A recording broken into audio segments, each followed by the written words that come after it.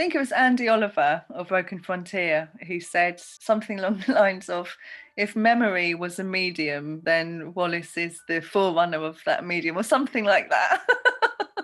And what else? I think kind of generally people have responded with, they feel like it's coming from the heart, I suppose. And I generally think, phew, okay, that's good.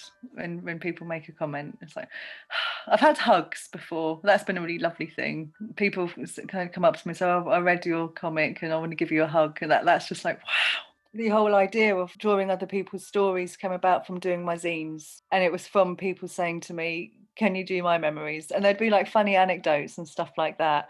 But I found it such a powerful experience. Somebody giving me their words and then I'm visualizing their words. It felt very humbling to be trusted with this private personal experience. They really enjoyed sharing this thing in the written word that they experience. For them, it's their memory. So, and memories are really weird things, aren't they? And so it's something they lived through and it's now become a story. And then to see that story come back in pictures, they found it was like a really powerful experience. It kind of made them feel really seen and really heard. And I felt when I was doing the drawings that I was like really just having to up my focus and attention, like more than I would for myself, because of that sense of responsibility. And so I felt that the very act of doing this was a very empathy promoting exercise. So I felt like it just made my approach to that kind of work take on a different quality.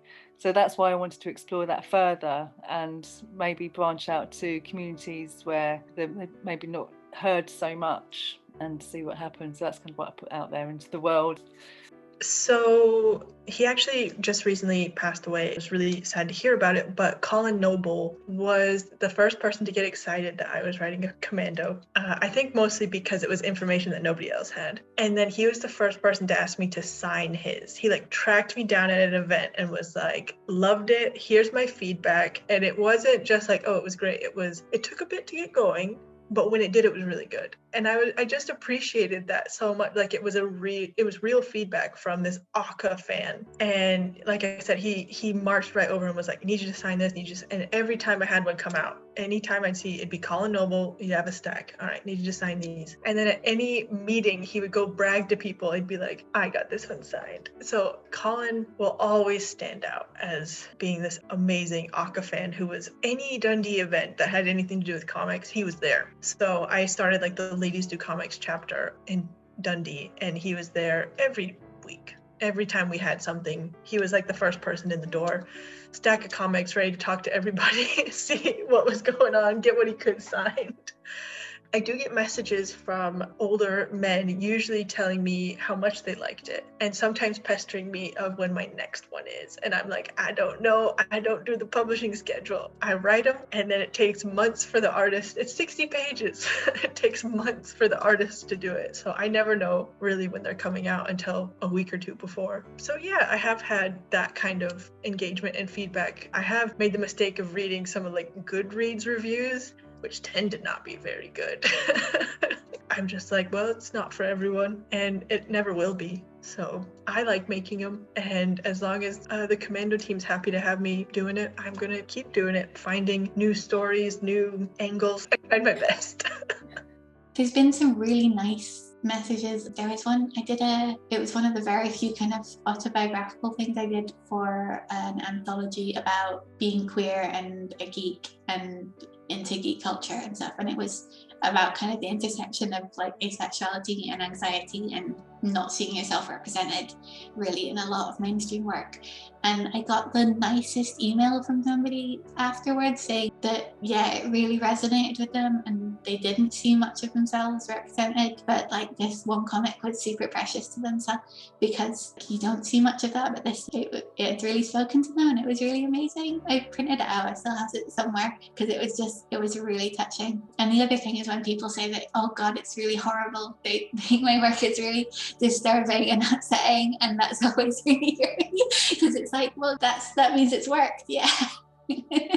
Yeah, there's been like a couple of fun situations. You know, with Fundee, I started actually posting that online. And as I went into the older years of university, and some people from the younger years of university studying animation would like find me and be like, oh my gosh, your comic convinced me to like come to this university.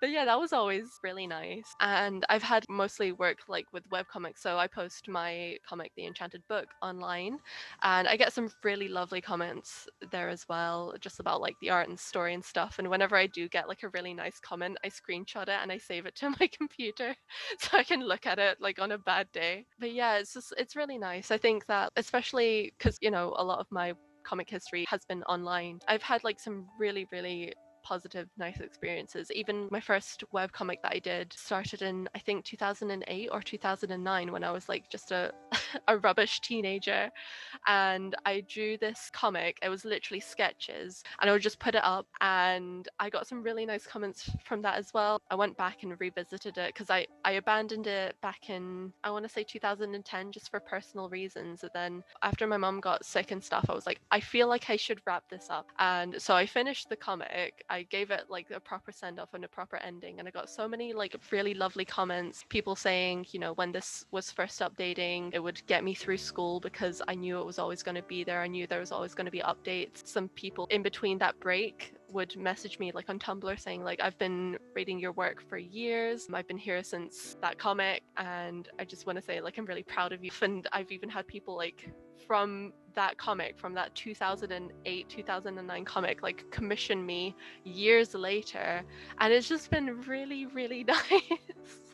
Yeah, to have that like kind of support. And I've had nothing but like good experiences like posting my work online and stuff, which is very nice. I'm very grateful for that.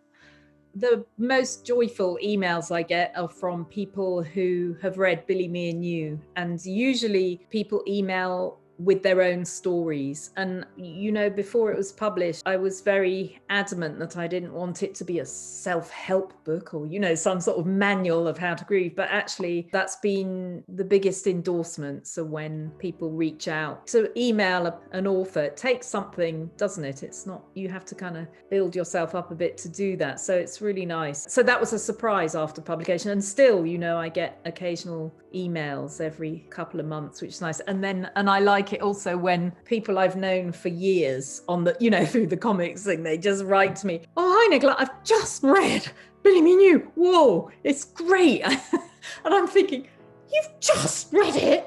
What do you mean? It's been out for donkeys. Anyway, so there's that, and there's similar nice responses to The Inking Woman and to the work on the feminist comics. So I think that response is more, oh, it's opened my eyes. I hadn't realized all these women were making work all this time. So thank you, kind of thing. Pretty good.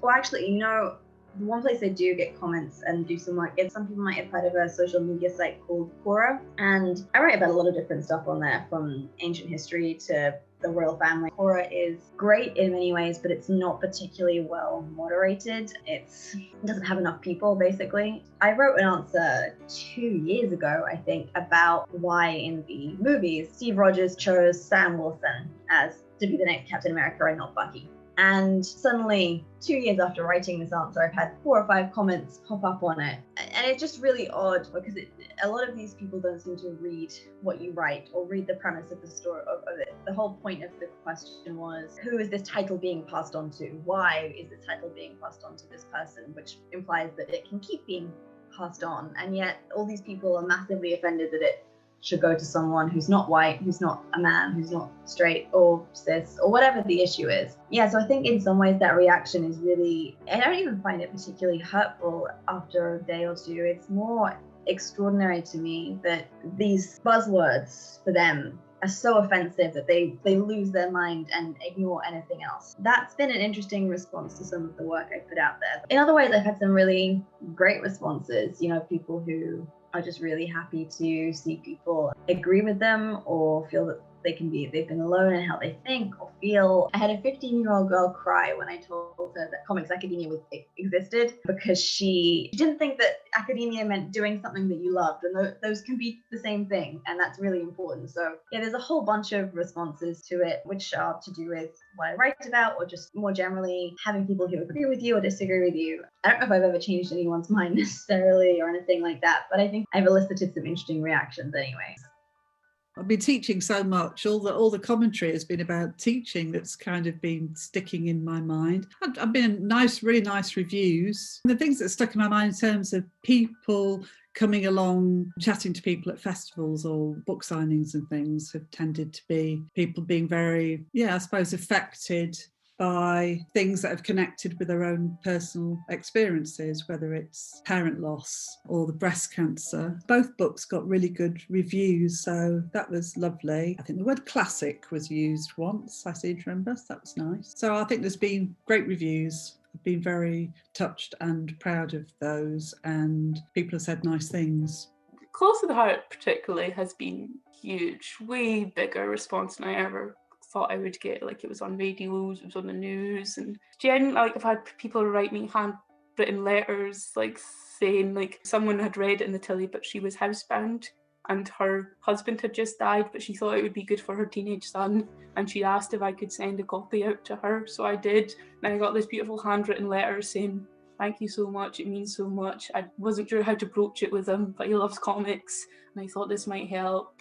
I've had people come up to me with similar situations, like, I don't know, I feel like in grief, it's kind of selfish experience in the sense that when you're going through it, you think you're the only one going through it, and I didn't realise at the time how therapeutic it was, but I honestly love talking about it now. I just enjoy how open I can be about it and how people really jump on that. Like, the comments I've had from people have been, like, I've maybe handed it out at a Comic-Con, like, not thought much of it, but then I've had people email me or to, like, take a card or something, like, a month later and go, oh, I cried, like, so much for your comic, but it was amazing, and a dad took it and he was like, I have like a page in it where I'm like, oh dad, I want to make you proud, and he'd message saying, Megan, you've definitely made your dad proud. And he's like, as the dad with 2 kids, really nice for me to read. But yeah, I find it a bizarre experience to read now, just because, I mean, grief doesn't leave you, but I'm in such a different place now. One that I like keep close to my heart is David Robertson, local Dundee Wonder Man, once said that my comics were like visual poetry. I hate writing comics, and we've talked before about writing very functionally of like, this is what's going on this panel, this is what's going to be on this page, but I try to express my feeling in how I draw, and the reader might not know how I'm feeling, but like, I know how I'm feeling when I'm doing it. It's kind of like working through whatever emotion that is. So when he said your comics are like visual poetry, I was like, ooh, well, on the one hand, cool, but on the other hand, it's like, oh, he kind of sees what I'm trying to do, which I really liked. But my favorite comment from a young person in my comic club, like regular, like he was there pretty much every week, and he would see my little trading cards with the drawing, and he was like, do you even make comics? Because I would always like tell them to make comics, and even though my comics are literally sitting around Dundee Comics Creative Space, he was like, do you even draw? And I was just like, yes I do, but I also quite enjoy being sassed. So I was like, I will keep this with me forever.